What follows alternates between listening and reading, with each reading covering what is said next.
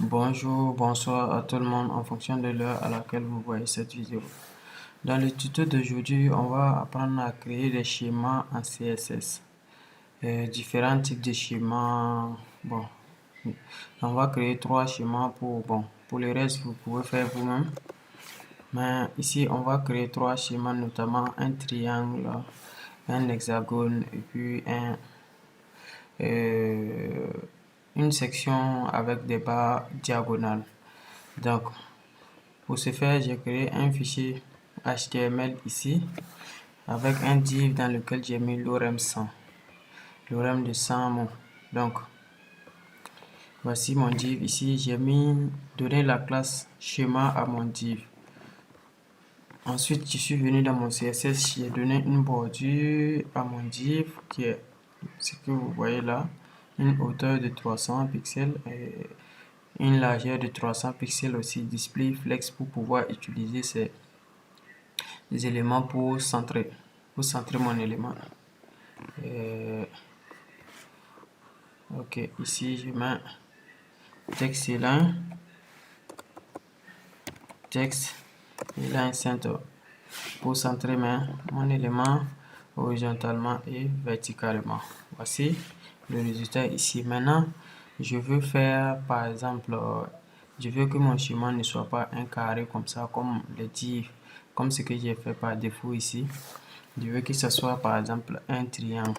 Donc là, on a une propriété qu'on utilise qui est clip path polygone. Clip path polygone et on met les coordonnées du schéma qu'on veut dessiner ici. Par exemple, premièrement, on va essayer de faire un triangle, d'afficher nos éléments dans un triangle. Par exemple, un triangle, je viens ici sur internet, je mets un triangle comme ça pour vous expliquer, pour que vous voyez en même temps que je fais. Je suis le premier là, tout simplement. Le wifi est un peu lent ici. Bon, je vais dessiner plutôt un triangle équilatéral. Par exemple, ça. Je vais essayer de dessiner ça. Et ça veut dire, puisque ici, polygone prend les coordonnées en pourcentage. Donc, si je prends par exemple, puisque pourcentage par rapport à l'élément dans lequel ça y est. Donc, par rapport à cet élément. Donc, si je veux placer mes éléments, le premier point par exemple là, si je veux placer ce point, c'est comme si l'origine c'est là. L'origine c'est là. Donc, pour placer le point du triangle qui est carrément en bas ici, ce point. Donc, au niveau de, je vous montre, au niveau de l'axe horizontal comme ça veut dire qu'on ne va pas bouger. Donc, on se trouve toujours à 0. Au niveau de l'axe vertical qu'on va bouger pour venir en bas. Donc, ça va faire 0. 0 au niveau de l'axe des X. Et puis, bouger à 100% pour venir carrément en bas ici. Donc, premièrement, on a 0. 100%. 0, 100%. Ça, c'est la première coordonnée. Ensuite, la deuxième coordonnée là que je veux mettre. Ce deuxième coordonnée, c'est quoi? Puisque on part carrément au milieu de cette droite. Au milieu ici. Puisque si c'est un triangle équilatéral, c'est au milieu ici. Donc, X, on bouge ici pour venir carrément au milieu. Au milieu. Donc, ça veut dire quoi? C'est comme si au niveau de X, on est à 50%. Puisque c'est en pourcentage, on fait milieu, ça fait 50%. Et au niveau de la hauteur, on reste au même coin. Puisqu'on ne descend plus pour venir ici, donc c'est toujours à 0. La hauteur va faire 0. Ensuite, on va placer notre dernier point qui est là. Donc, on descend en termes de hauteur à 100%. Comme ça, à 100%. Et au niveau de l'axe des X, on est à 100% également parce qu'on était là. Donc, c'est-à-dire là, on vient carrément ici pour descendre. Donc, ça va faire 100% et 100%. 100% comme ça. Donc, j'enregistre et je vois ce que ça donne. Donc, je reviens dans mon code, dans mon fichier. J'exécute et je vois j'ai un triangle équilatéral. Voici la flèche d'en haut ici, comme ça, comme ça, comme ça. Donc c'est bon pour les triangles, j'espère que vous avez bien compris ça. Si vous avez bien compris, le reste c'est à peu près la même chose. Maintenant, on va essayer de tracer une section avec la barre diagonale. Donc, pour ça, qu'est-ce qu'on va faire? C'est comme un losange, en fait. Ou bien un parallélogramme plutôt. Un parallélogramme, par exemple, si je tape parallélogramme, par exemple, je vais chercher un exemple avec lequel on va travailler.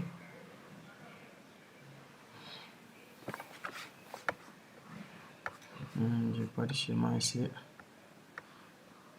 Je viens dans image. Ok, ça c'est bon. On prend ça. Je place bien pour que vous puissiez bien voir. Ok. Par exemple, un parallélogramme comme ça qu'on veut tracer. Donc, je vais placer le premier point qui est le point A. Le point A, en termes de coordonnées, puisque si c'est un carré normal, ça devait commencer comme ça et descendre comme ça. Donc, c'est comme si le point A a été poussé un peu, juste un peu pour venir un peu vers le milieu. Donc, nous, on prend cette longueur-là comme par exemple 12%.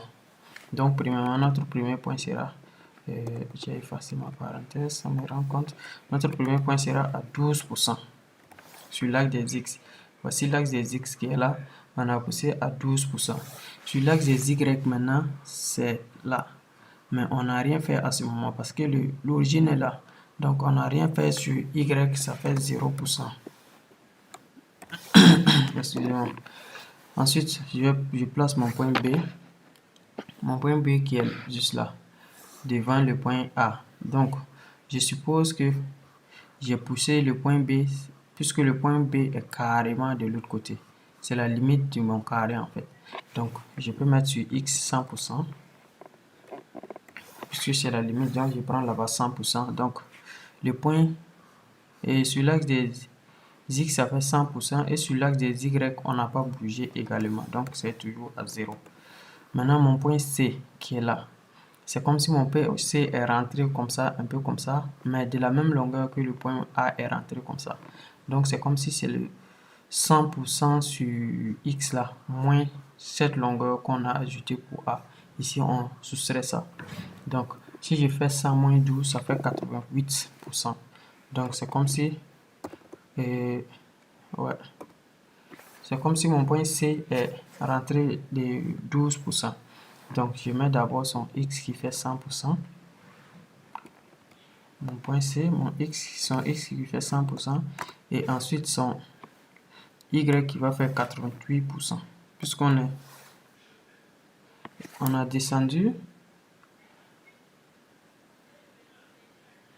son Y. Attends. Non, c'est le X plutôt qui fait 88%. Le X plutôt, puisque ça c'est le X. Donc le X a été rentré un peu par rapport à 100% qui est ici de 12%. Donc ça fait 88%. Maintenant le Y, lui il est venu carrément en bas. Voici la limite du Y comme ça. Masse là pour venir. Donc le Y, lui il fait 100% plutôt. C'est bon.